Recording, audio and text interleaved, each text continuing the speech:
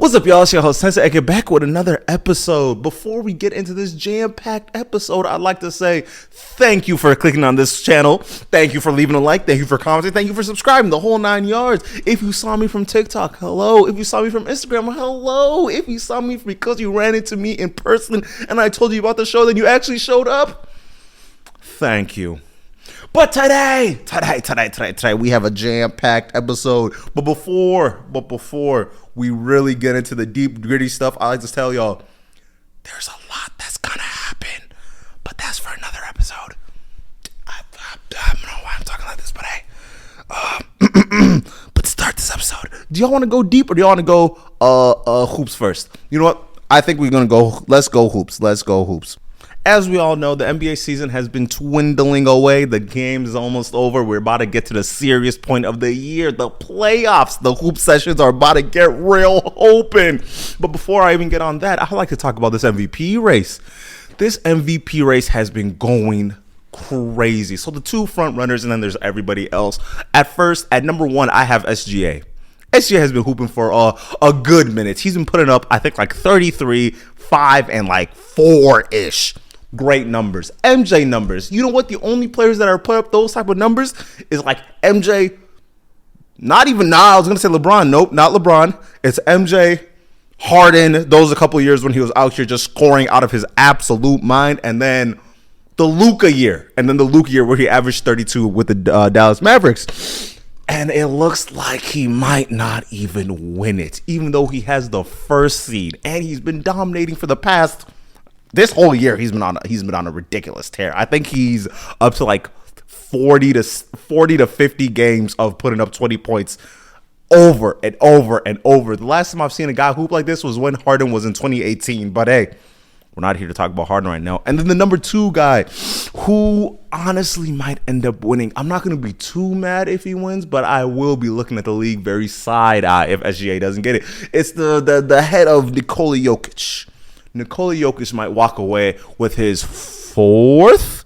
This would be his fourth MVP. And you know what's funny? This season, this is his best season he's had in his career. He's had 3 MVPs, and this season right now is better than all those other seasons. He's putting up like 28, 12, and 10.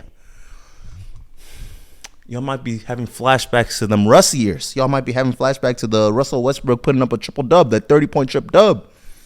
But I'd like to say, and I'd like to add, this is by far more efficient than what Russ was doing. This season has been the battle of the greats. Because of, if you were to transplant any of these 2 seasons across NBA history, you would be surprised how many years they would win it. Just absolutely destroy. And honestly, I feel like this is a conversation about and MVP rhetoric as well as what do people truly value. Because if we sit back and look at the OKC Thunder squad, they are by far the favorites to come out of the West. Like, it's it's literally them, and then the second people then the second will probably be like the Lakers, but I think that's only because they have the superstar talent to blow people away. But the reason why I like to bring up the OKC Thunder, their squad is looking like an all-time squad. Like, even at their win rate, I think they're, you know what? I'm going to look it up. The OKC Thunder at this moment is 61-12. They're on pace to have like that, like 5th. I think they're going to have the 5th best win-loss record of all time, because there's what, the 72-10 Bulls, and then there's the 73-9 Warriors, and there's about 10 more games, I think there's 1, 2, 3, 4, 5, 6, 7, 8, 9. There's 9 more games, and they could realistically nearly win out. Yeah, no, it's crazy. No, it's crazy. It's crazy. They might end up sitting some players just because of like the rest of it all. But hey, that's a whole another conversation to be had. But watching SGA this season with this squad, their team, I will say, is overpowered. Their squad from top to bottom is like all time. When you sit back and try and remove the Before we get there, the three factors that are usually put out to decide who is the MVP is usually set out for the stats, the narratives, and the team construction in context to everybody else.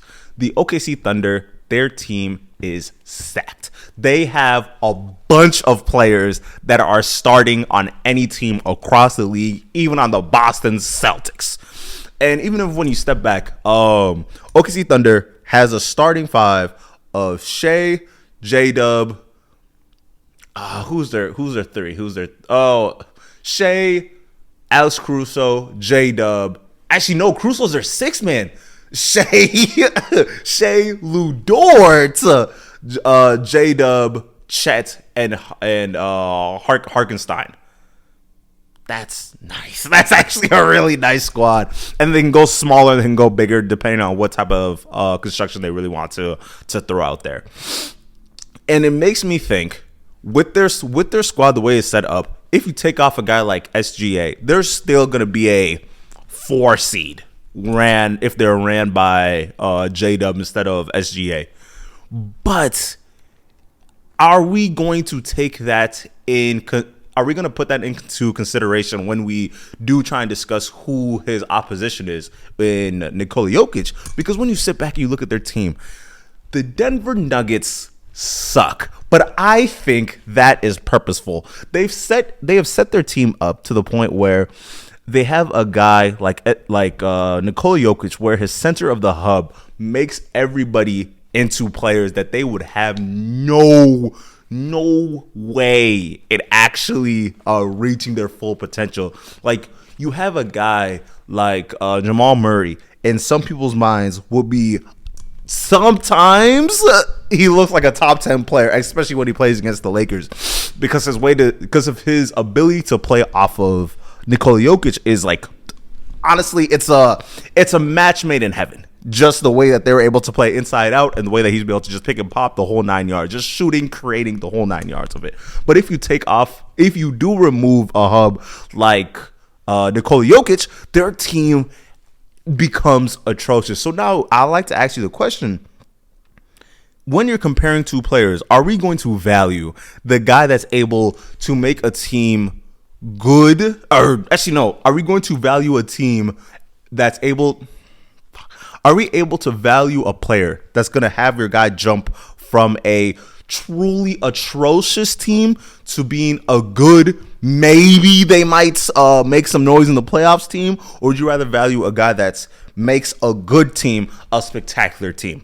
Basically, the conversation I like to call, or the argument I like to call the Russ argument for winning the 2016 MVP, where he was able to quote unquote drag his team from... What were they? They were going to be dragging their team from being statistically the worst team of all time, like them Bobcat years. Like they were going to be atrocious when Russ gets off the field, to being a team that's actually able to make the playoffs and quote unquote make some noise. So that's something you have to think about when you are trying to dissect these two players. And one of the things, and then when you step back and try and look at Nikola Jokic in context with SGA, they have been battling for the best player in the league this whole season, which is super interesting because a player like Nikola Jokic has been objectively the best player on the team, best player in the league by a good margin for the past like 3-4-ish years. Maybe not the year with Joel Embiid, but that conversation between Joel Embiid and Nikola Jokic is very shaky just to begin with. But that again is a whole nother conversation to be had. And then as you start looking at a guy like SGA in comparison, you get to notice one thing. He is very silky, and he is able to get to whatever spot he needs to. When you take a step back to last year, one of his main problems, he's able to score in very efficient ways in only select areas of the court. If it's driving red, if it's not driving right with the step back pull up, or getting all the way into the lane trying to get the foul to the end one. This year, it's everywhere. I don't know. He started like dribbling down the court, just a step up three. He did not have that in his bag last year. And speaking of his bag, I've gotten to the point where the world and the NBA media has dragged how many fouls he is truly getting. He is not a merchant on the line. I refuse to believe that. I was watching their game like 2 nights ago. I'm at the point where I truly believe the NBA media has dragged it, and NBA fans have dragged how many fouls he is truly getting. I was watching the Grizzlies game a couple nights ago, and when I tell you these are not fake fouls, the ones that they are picking up to show y'all are cherry picked, because they be trying to throw that man around.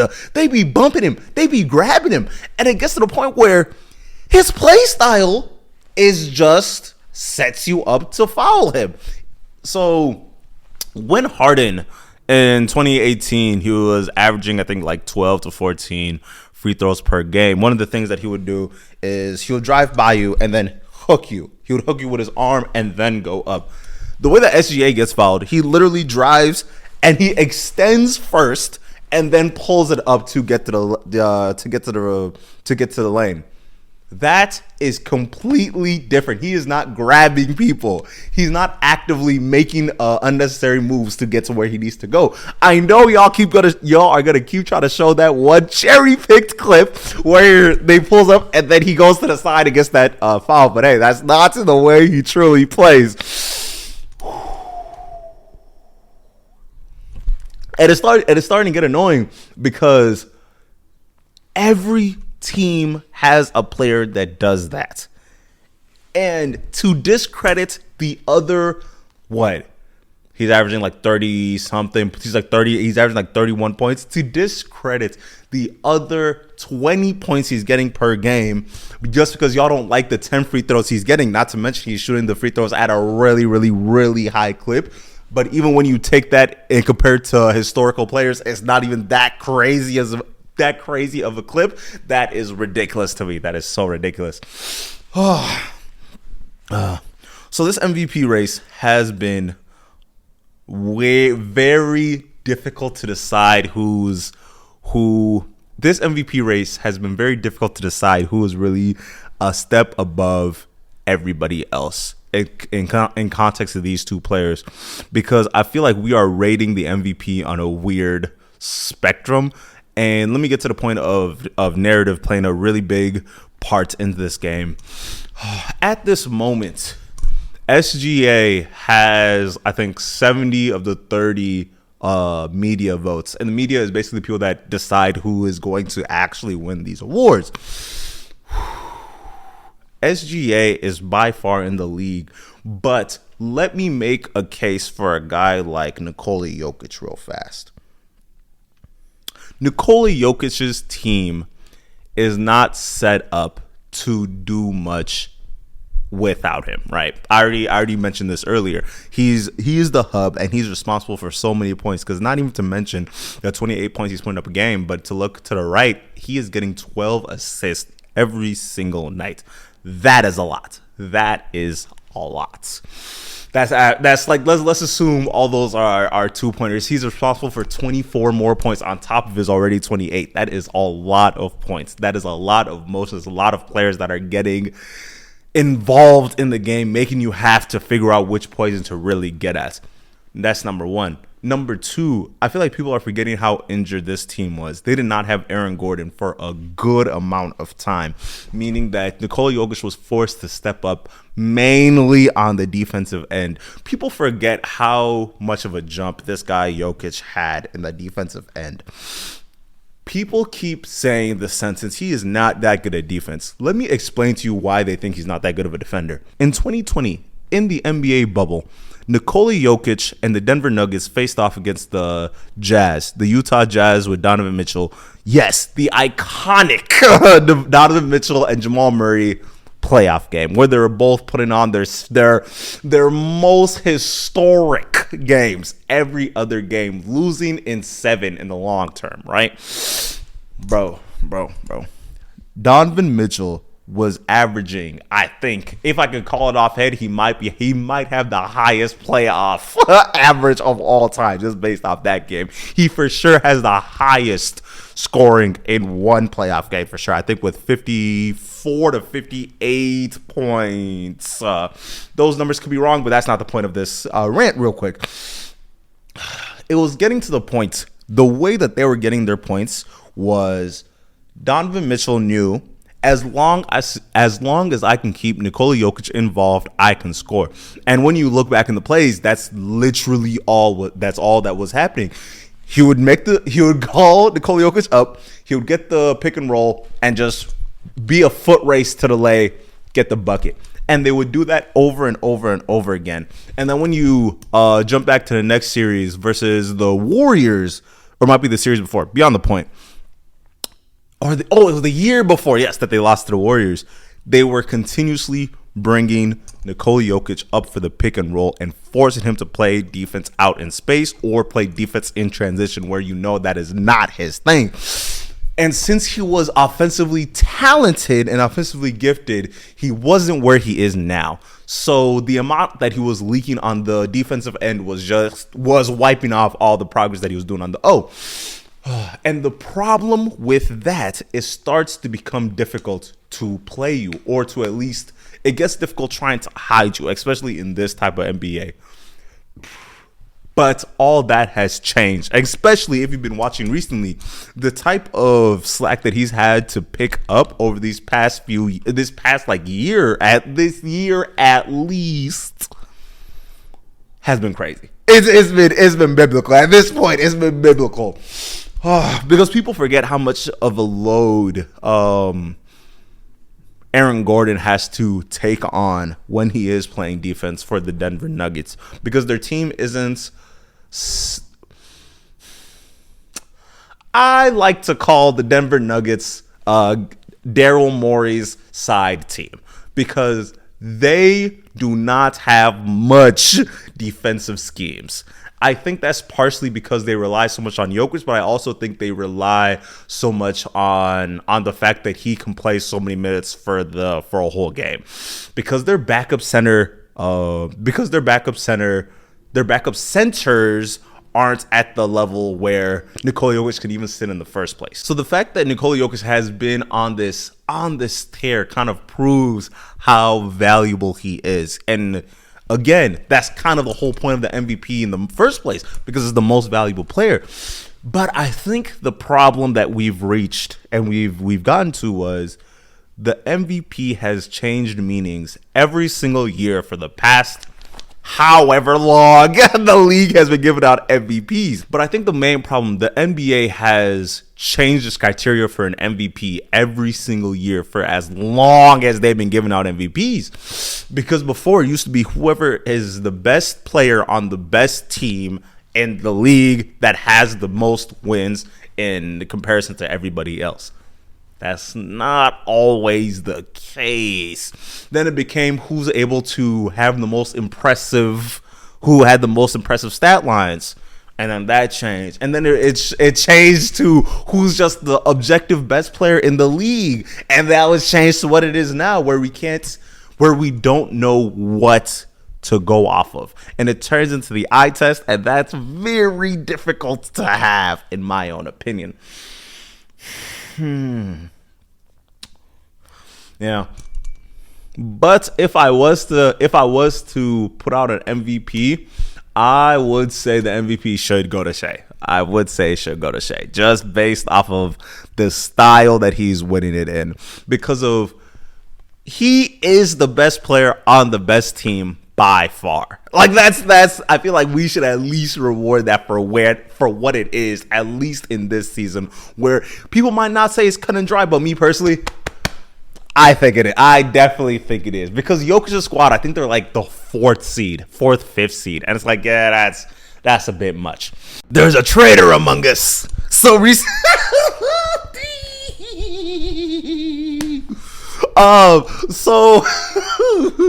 So recently, a reporter was accidentally added into a Signal group chat where they were dropping war plans, bombing countries.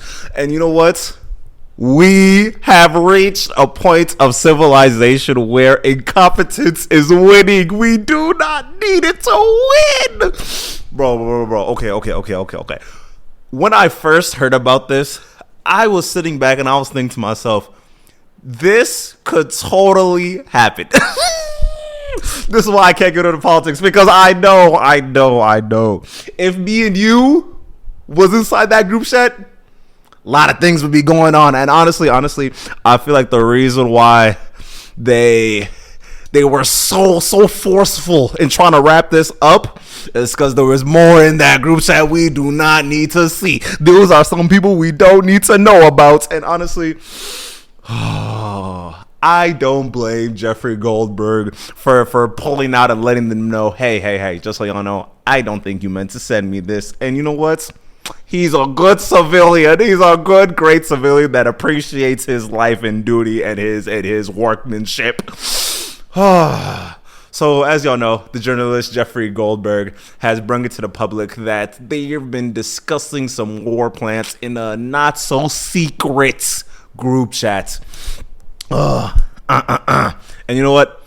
I feel like people need to start putting last names or where they found this person before they go and start adding random names into some group chats. Because even me, I've almost fell victim to this one too many times. I have so many friends that are doing so many things, and honestly, I feel like we need to come to the point of society where we start thinking about more unique names than these regularly Bob, Tims, Bens, Davids. We need new names. We need new names. But hey, if I was to ask you how many Ketchukus do you know, you'll say the guy with the pod. That's the only guy. That's literally the only guy. You got to go to Nigeria if you want to go start finding my name in random places. And you know what?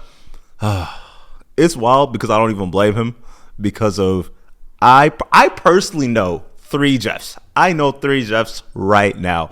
I had this problem with my friend David where I have 4 different Davids on my phone, and the way that I was able to distinguish them was David economics, David tech, David sales, David healthcare. And then I started meeting more Davids.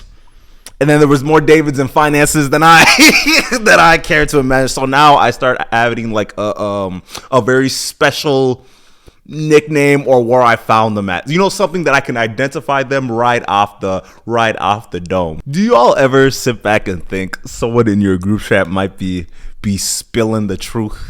There might be a leak in the ship? Because honestly, I'm a very paranoid man. I be thinking about that all the time. I always feel like someone in there is blabbing to the opposition that does not need to be blabbing right now. And you know what? To talk about Jeff, actually, first, the first thing I was curious about was, why did he bring himself to? Why did he tell them that he was in there to begin with? Because I know journalists. I used to be a journalist. I used to be deep in the fields. This seems like a home run. This seems like the really easy catch grab. But no, he said, you know what? I know you didn't mean to send me this, so I'm just gonna let these guys know that it's me. I'm not the guy you needed. And the fact that he did that shows there might have been more information that he needed to be privy to actually seeing. Because keep in mind, these are genuine war plans that did happen. Literally after he brung it out to the public, it happened 2 hours before that. So these are like confirmed plans. And then just recently, the arms in the Arms Senate, they went and confirmed these same plans were real. And a couple questions I was thinking of. One, could this be tried as treason? Because there's some very important information that was led out there. It kind of reminds me when Trump let out all the Kennedy cases. There it is. When he put out all the Kennedy stuff, and it showed that some of the agents were still alive till this day, just implicating them for no reason. Things like that do definitely worry me. So I'm wondering, is it a case of national security? And as a journalist, who does he have the best interest in? Like, does he have the interest in the act of journalism? Is that just the whole point of his existence? Or is it a case where these are literally national classified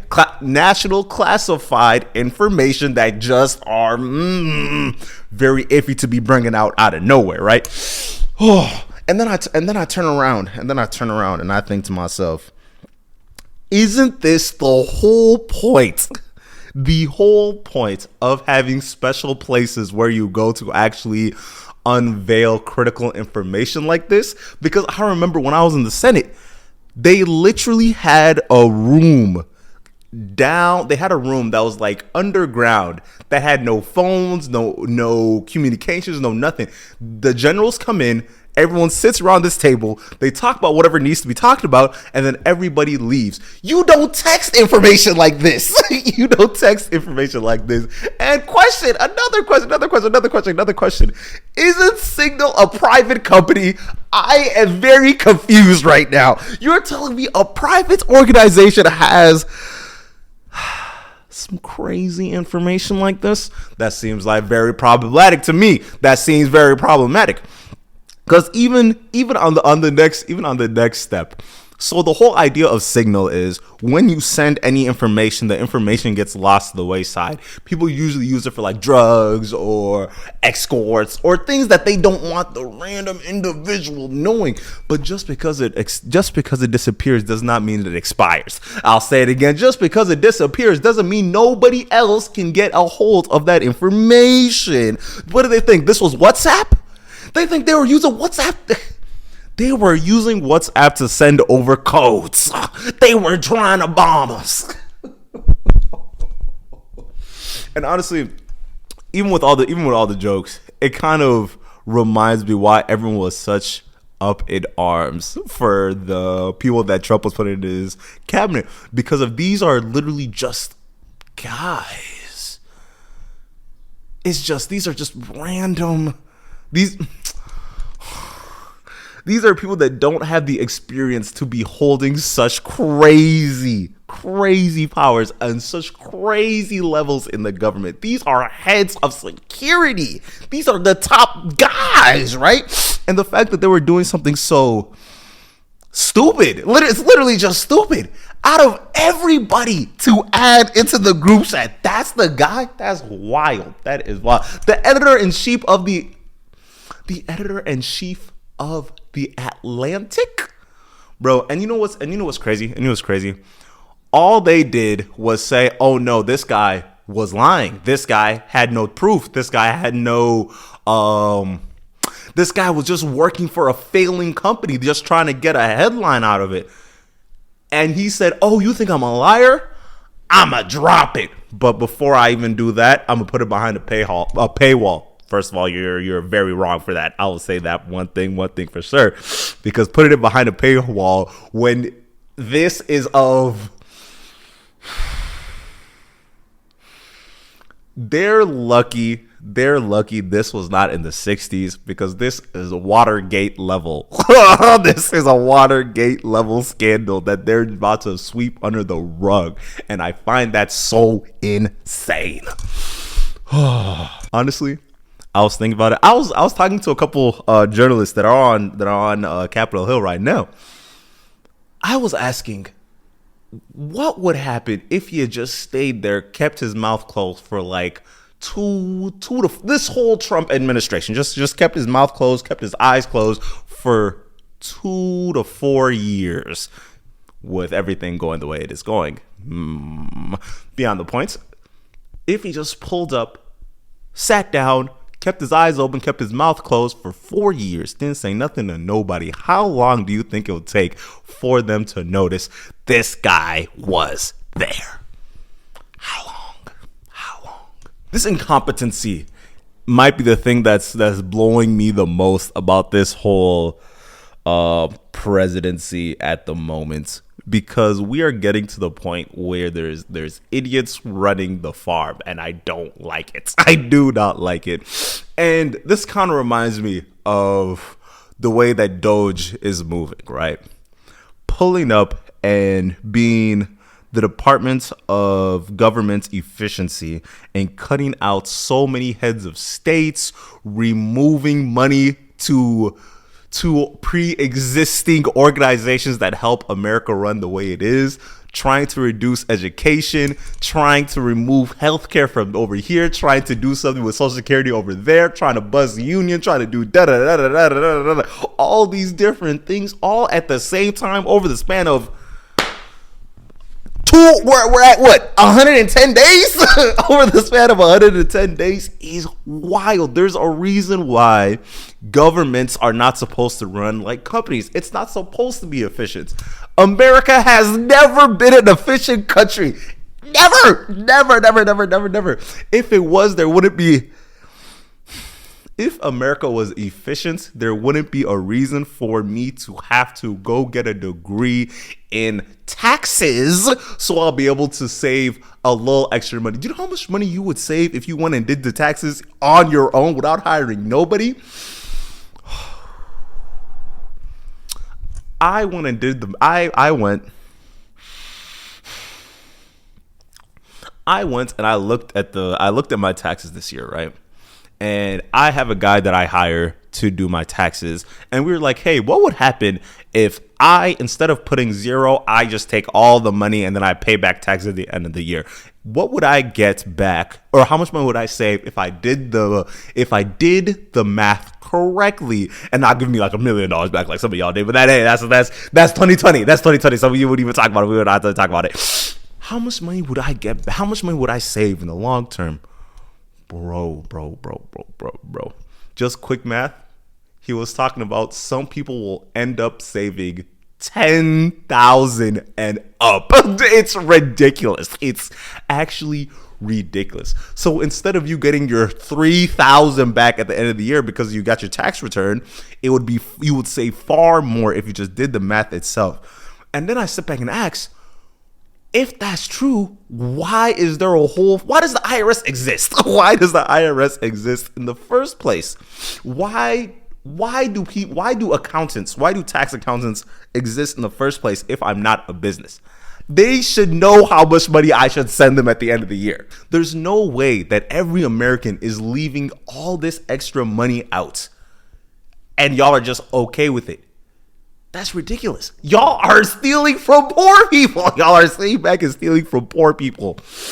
and then I sit back and I think about it some more.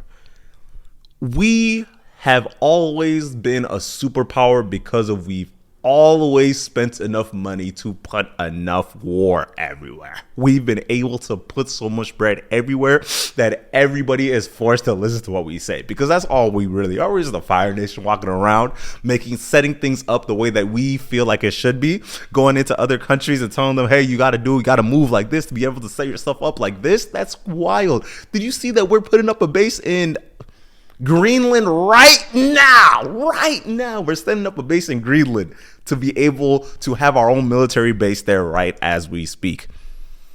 So the argument of the government is just overly wasteful all the time has always been interesting to me, because we've always been that way.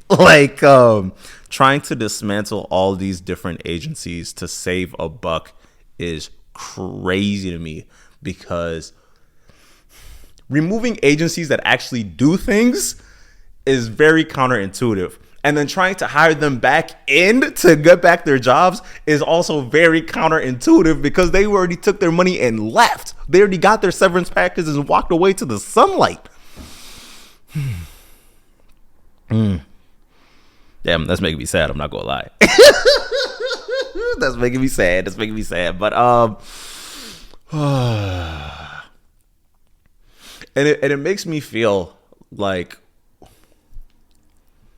we are losing so many pillars in American society that is making it difficult to be able to run things the way that they should be run.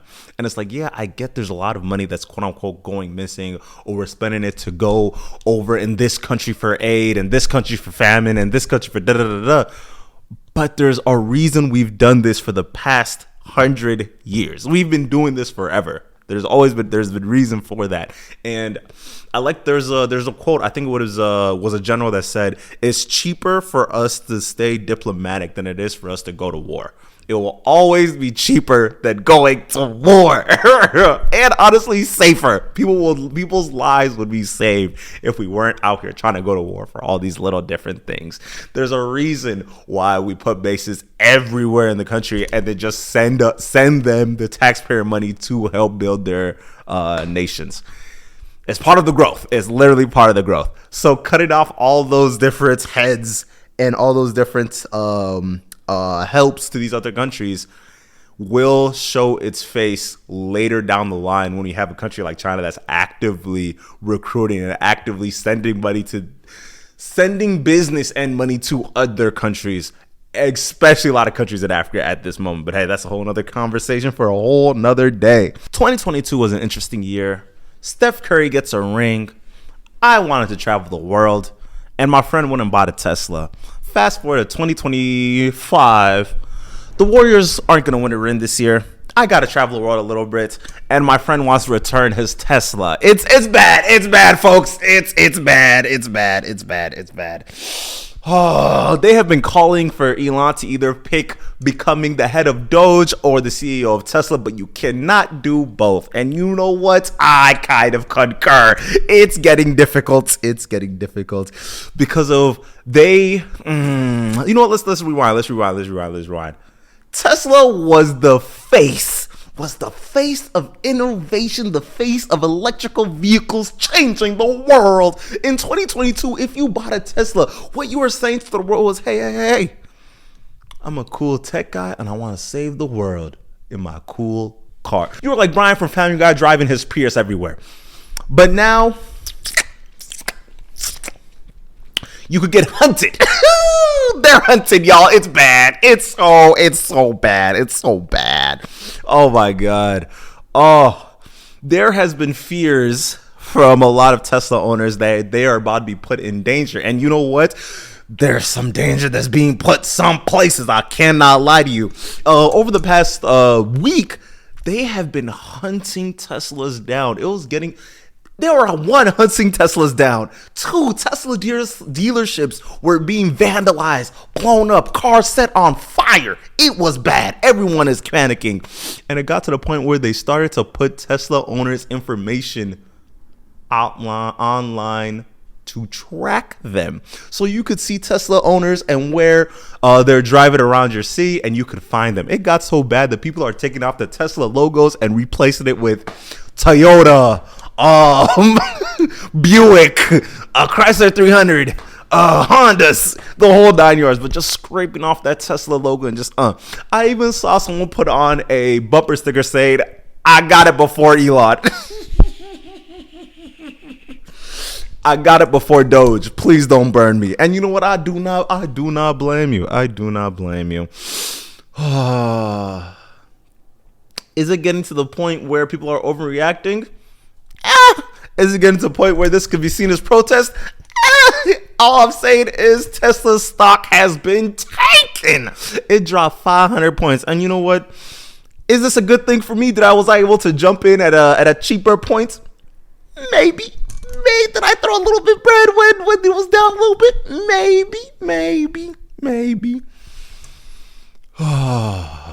But I feel like this has been a long time coming. So in the start of Trump's campaign, Elon gave about, let's say, from $250 to $300 million, and then he's kind of became one of the most powerful people in the United States of America overnight based off the election. But that's another.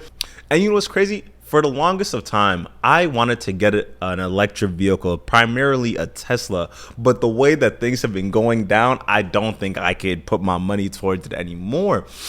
Not only because of their low-key poorly made but it's more so the vibe that's been put around Tesla has drastically changed, and it's getting to the point where the people that were buying Teslas are like, this isn't cool anymore. This is becoming far more hassle than it's worth. Even some majority owners of the company are like, hey, you have to do something about this. you have to come out, make a statement. You got to go and do something.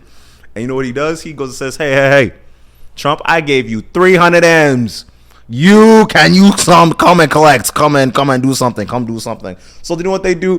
Trump goes and kind of shoots a car commercial, which is funny because I don't think Trump has driven a car in the past 18 years, give or take. I don't think he's allowed on the road, but that's So it's kind of funny. He literally pulled up with a whole bunch of Teslas wrapped around the White House, calling this car like, hey, this car is beautiful. This car is American. This car is the greatest. All these different things. And then he gets inside the car and then makes like a face to while trying to operate the car that it was a little bit hilarious. I cannot lie. Elon has been on such a tear recently, and when it came out that he was having heads of organization being forced to send what they've been working on for the past like whatever time period, let's say for the past 3 months, I need to see what you have done to prove that what you are doing is actually impactful and not wasteful. Which I'm sitting back and I'm thinking, bro, breathe.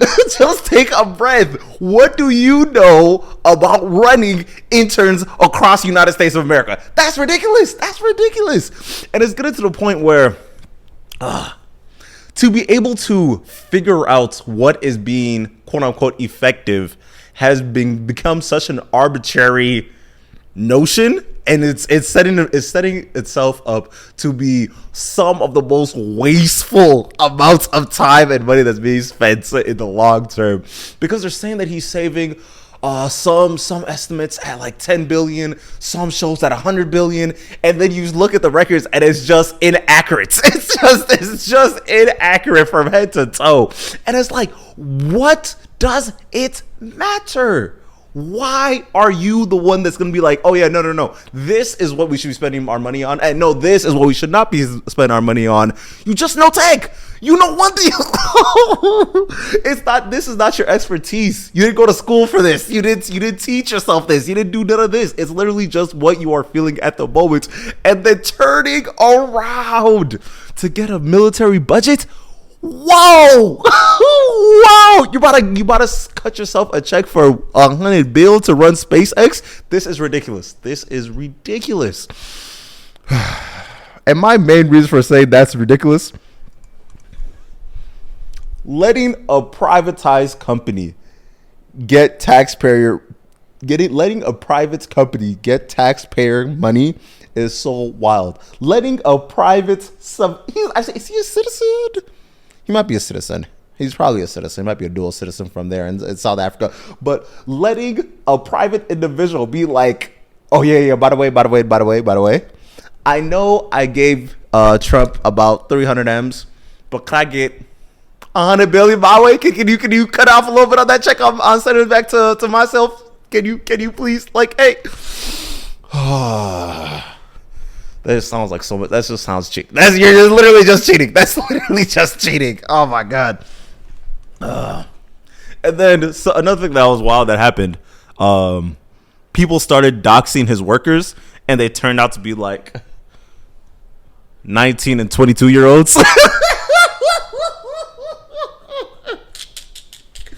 Oh my god. Literal dudes that are like younger than me. Having access to your granny's social security number, being like, you know what? That hip cannot be replaced. That's just wild. That is so wild to me. On this week on AI News, there has been a new advancement in AI image generating that is taking the world by storm. All over the internet, there's memes that are changing the world. They're uploading images and they're changing it into Studio Ghibli art style.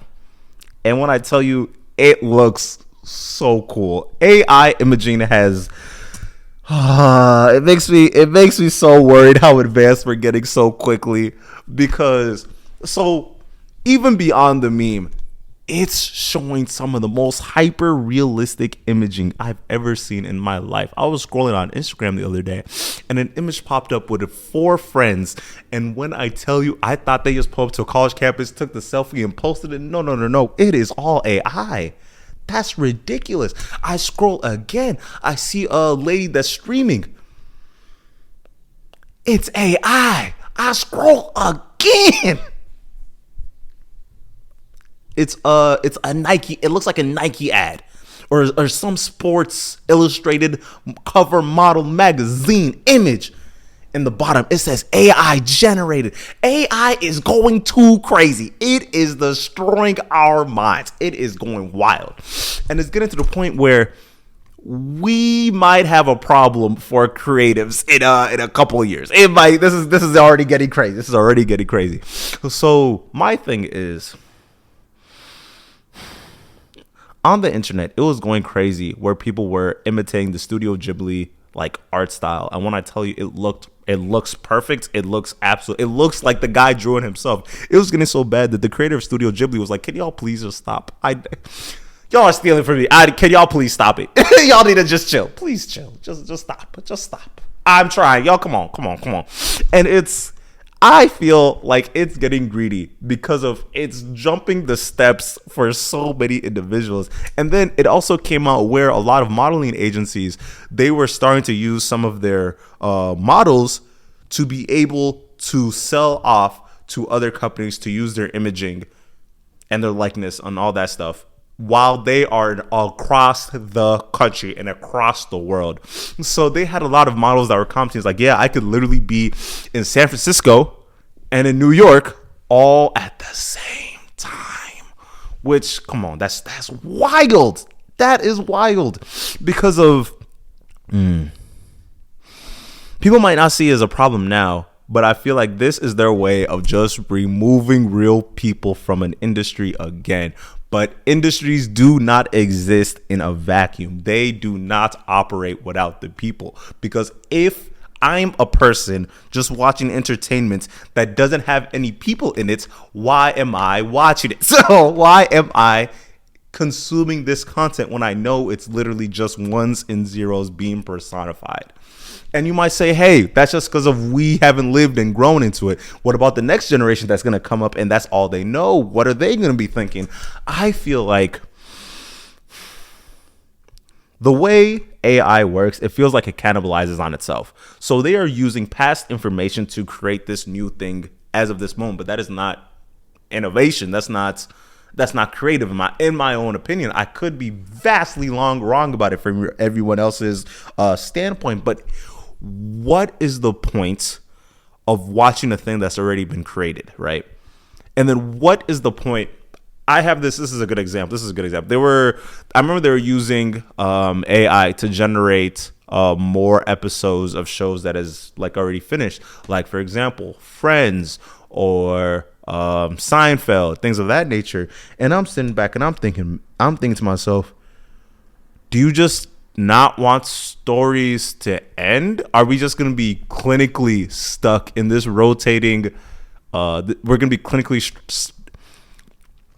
Do we just not want shows to end? Are we just going to sit here and be stuck in this everlasting rotation of just consuming the same 12 stories over and over and over? Are we going to have a season 147 of Family Guy or The Simpsons or Rick and Morty or any of these other cartoons? And that's when we start looking at cartoons. What about when we're talking about real life human beings? Are y'all gonna watch Snow White episode? Are we gonna watch Breaking Bad season 47 episode 933 when Walter wakes up again and he's running his business from another side of the world, and on and on and on? Are we going to be watching Snowfall where Franklin is able to get back his empire and live life and lavish and da-da-da-da-da? And at what point are we going to sit back and actively start retiring these characters? And let's talk about the artists for a bit. we know that all AI is doing is stealing from other people's arts and putting it into, and quote unquote reimagining it for another consumption. But do they get paid for the original arts, or is this, since it's not patent, they don't get any portion of it? And if that's the case, why are we feeling like that's an okay thing? But hey, I've heard the argument that is they should just evolve. They should be using this tool to improve their own art. And I'm like, but at what point are we removing the art from itself and detaching the importance that people are getting from the art? Because of all, for example, painting.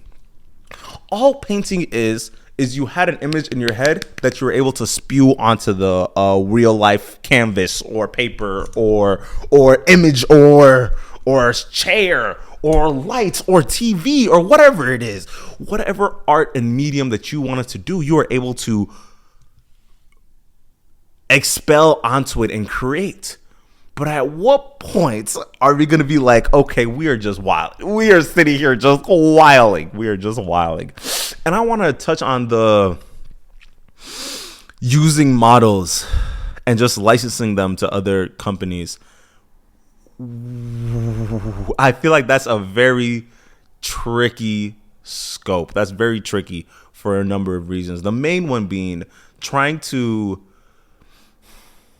we are basically detaching the individual from their art and their creation. That's literally all that's happening when we start signing it off to different companies to literally use our likeness and face and things of that nature. And then when we move it on to the next medium, where it's like movies, where we're going to keep these same actors over and over and over again, not letting any new talent like actually come to the forefront because we're not, quote unquote, looking for those talents. And then at what point are we going to be taking the actors that we want? Let's say we want Leo DiCaprio's nose and The Rock's face shape and Nicolas Cage's shoulder, and then let's put it onto Timothée Chalamet's leg, and then let's do to create the amalgamation of the quote-unquote perfect actor that we're looking for. If we're able to do that, what's stopping them from just not hiring anybody else? Or just like slightly changing the characters. So it's like, oh no, we're not actually using you. We're using like a whole new AI generated image. And that's not a person. That's like a thing that we created. That's our intellectual property that we got off of you and him and them. I've been running recently, as some of y'all know, and I think I understand why I was not a cardio man from the beginnings, and I'm a little worried.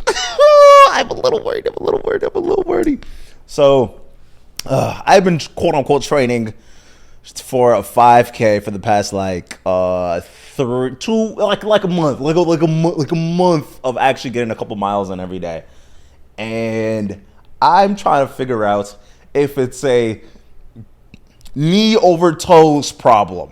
I'm trying to figure out if it's my knee over toes, the gait of my stride, my shoulder being too heavy, not stretching, or there's not a specific knee exercise that I'm doing that's causing me to be in the pain that I'm in at this moment. But I feel like something needs to change. So my plan for the race, I wanted to run this in, let's say, 25-ish minutes, right? But then I started looking at what those numbers mean. Hold on, let's check. So let's say runs at a 28 divided by 3.5. That means each mile. Oh my god.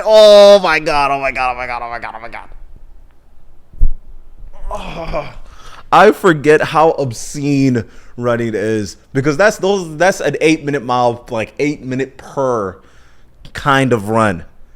So either I could do it where it's just like keep this literal same pace of 8 minutes for the whole entire time, which that does not sound good. And keep in mind, I literally only have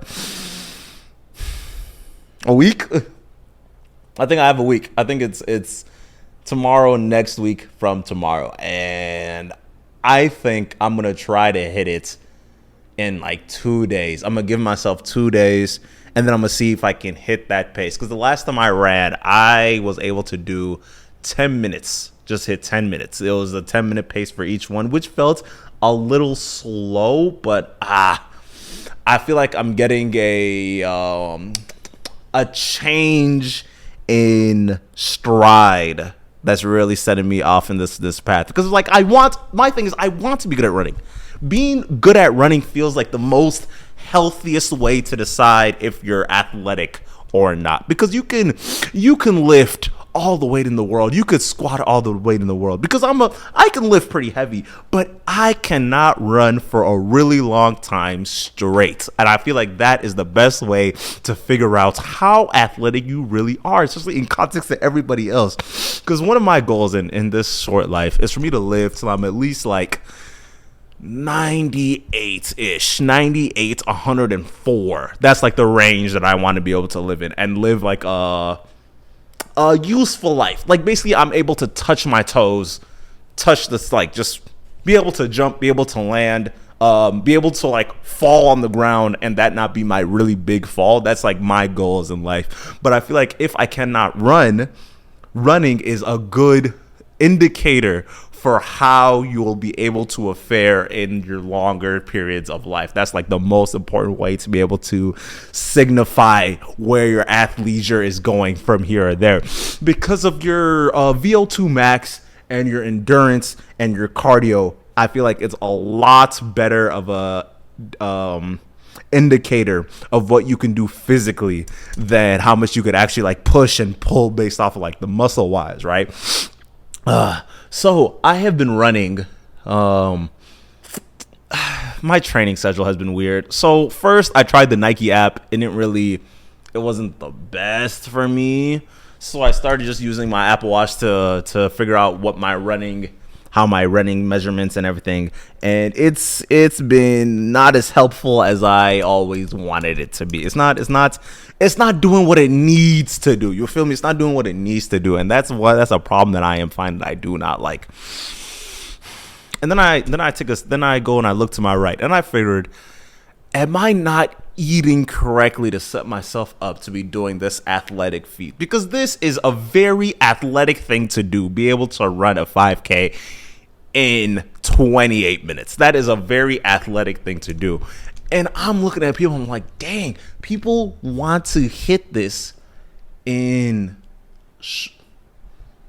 what's the record? I think the indoor record was like 23, 24, which is ridiculous. That is just ridiculous. That's so ridiculous to me. And I wonder, is this all just an ego trip? Is that literally what everyone is going through? And especially after last year where all the run club mayhem was running around the whole Midwest, specifically in Minnesota where I am, where literally everybody and their mama was outside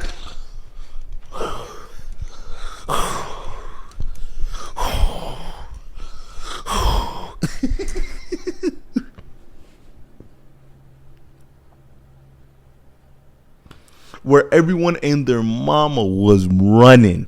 And you know what? I'm a little bit inspired when I see a herd of people taking their gymming to that level. Like I've seen, especially for me, because I've gotten to that age where you will see how people are for the rest of their lives just based off of the way that they're behaving in their early 20s, right?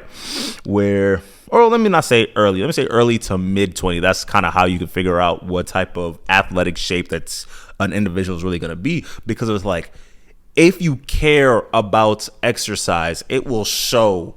It will just show in that early time, because you don't have the young blood that's pumping in your brain and your veins to push you, and not even so much to push you. You don't have that young blood to let you recover the way that you used to be able to recover. Like, you know, when you were young, you were able to, take 8 shots, go out to the bars, take a couple more shots, and then go home, go to sleep. get up and then start doing it all over again. But this time even earlier. But now, if you take 2 straight shots, you're good for the day. You want to take a nappy poo. That's all. You want your fast food and a cold room to bundle up and call it the rest of the day. Keep in mind, the day just started. You do not care. You do not care. The night is just started, but it's over to you. Let's turn on some Netflix and chill. That's what we're doing. Or right now, HBO. Oh, no. Apple TV has been cooking recently. But that's a whole nother conversation. But I'm getting to the point of trying to set up a regimen for what I am trying to do for the rest of my life based off of this running thing. And like I was speaking about earlier, where you're literally watching you're basically watching how people are going to be living for the rest of their life based off of what you're seeing at this moment. Because it's like, when you are diligent with it, you are actively seeing either the pounds dropping or the pounds gaining. Those are the two things that are happening in your late early to mid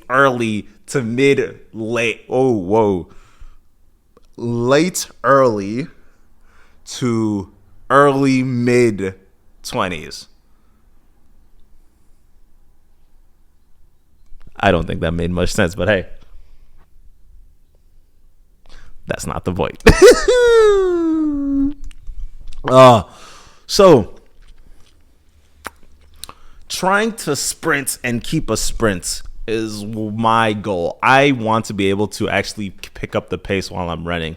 Because my thing is, it's not even so much that I'm out of breath, but my shins and my knees just starts buckling and starts crying and praying for it to just end. Whatever I'm doing, please stop it. That's what my brain is telling me anytime I go for runs where I'm actually trying to pick up the pace and actually go at a pretty. My body does not want me to be doing whatever it is that it's doing at the moment, and being able to tell your mind, hey, take the back seat, is what I'm really trying to focus on for this last week of running. Because if I'm able to tell my brain, hey, don't even worry about it, there's bigger things to fry, I feel like that is the best way for me to be able to push my body past this limit. Because of, have y'all ever went on the treadmill and brung a shirt with you so you can put it on top of the machine so you don't look at the time? That is the best way for me to actually keep pace and actually run faster than I actually can. Because if I'm able to do that, that means I am able to literally forget about the time. Because that is my big enemy at this moment, time.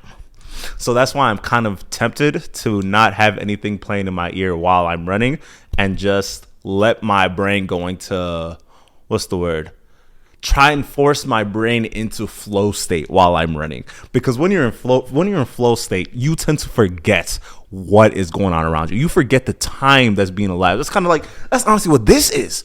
Because if you're able to do one thing and just forget about everything else becomes easy, because the muscle memory is just taking over and it's just setting yourself up to just be dominant. You're just sitting around just yap. You're just going and going and going and going. And then you look up and it's like, oh, that was like 4 miles. Cool. And that's the main goal of what you're doing while you're running. That's at least for me. That's how I've seen it, and that's how I'm able to actually push myself past the levels that I thought I was going to go to. Which makes me rethink how I want to train. It makes me really rethink it because of I don't know if speed is the best thing for me, because of, I feel like the competitive nature in myself will start to show its face when the race actually begins. Because my whole thing is, I might be dead wrong, but I might try and literally race the fastest person there. And as long as I could see them in the distance, that's the type of speed I need to go. Because if I know I'm at least running with someone that's pushing me to keep, as long as I could see them, I just need to hit them. I just need to get there. I know that I could close it out and just be like, oh, I'm just there. And I'm gone because I don't need to win this race. This race, I don't need to win it. I might win it just based off of the pure, the energy, the rah-rah, just based off of the will to win. I might be able to close this out, but that's not the goal at this moment. The goal is just getting it done. But yeah, if you made it this far, make a like, comment, subscribe, the whole 9 yards. I'm looking for interns, so check the description. Check the description, send an email, follow me, DM me. I look at all DMs. I'm not famous. I promise you I'll get back to you. All right, we out. I almost totally forgot. The main proof that America has never cared about being efficient is the rise of suburbs. Nope, I almost forgot one glaring point. The suburbs are proof that America has never cared about being efficient, not once in their entire existence. The whole point of living in a suburb is using more than you actually need. Let me say it again. The whole point of a suburb is to be not as efficient as possible so you can live your own glamorous lifestyle, whatever the life you really wanted to live. You can have your pool, you can have your yard, you can have your 2-car garage, you can have everything that you want. Oh, people are literally migrating away from the city so they can live the American dream of living in a 4-bedroom house with your wife and your 2 kids and all the cars in the world that you could ever want. And yet to sit back and say that y'all care about being efficient is wild. The whole point of coming to America in the first place is so you could overuse. What is America known for in the context to everybody else? We overeat and we overspend. That is the antithesis of being American. My family came to America so they could have a better life. Coming to America is the better life because you get access to so much more. That is the whole point.